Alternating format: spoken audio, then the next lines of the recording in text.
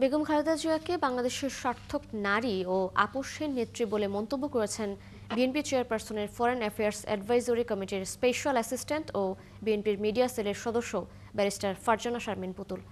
শনিবার বিকেলে লালপুরের শ্রী সুন্দরী পাইলট উচ্চ বিদ্যালয়ে মাঠে নারী জাগরণ মহাসমাবেশে প্রধান অতিথির বক্তব্যে তিনি একথা বলেন। তিনি বলেন, পৃথিবীতে বহু মানুষ সফল হয়েছে, তবে সবাই সার্থক নয়। খালেদা জিয়া এখন সার্থক মা, সার্থক বোন, সার্থক স্ত্রী এবং সার্থক দেশনেত্রী।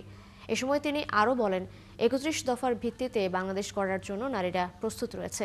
নারীরা যেমন সন্তানের ভবিষ্যৎ গড়তে পারে, তেমন দেশ গড়তেও ভূমিকা রাখে। সমাবেশে উপস্থিত ছিলেন লালপুর উপজেলা বিএনপির সাবেক সদস্য সচিব হারুনুর রশিদ পাপ্পু, যুগ্ম আহ্বায়ক হামিদুর রহমান বাবু, গোপালপুর পৌর বিএনপির সাবেক আহ্বায়ক নজরুল ইসলাম সহ আরও অনেকেই।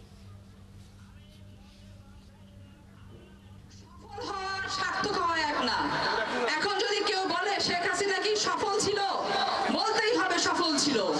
গুমে সফল ছিল, খুনে সফল ছিল, দুর্নীতিতে সফল ছিল, কিন্তু সার্থক সে ছিল না। সার্থককে, যাকে বাংলাদেশ নাম দিয়েছেন আপসহীন নেত্রী, তিনি হচ্ছেন বেগম খালেদা জিয়া, একজন সার্থক নেত্রী, সার্থক মা, সার্থক বোন, সার্থক স্ত্রী।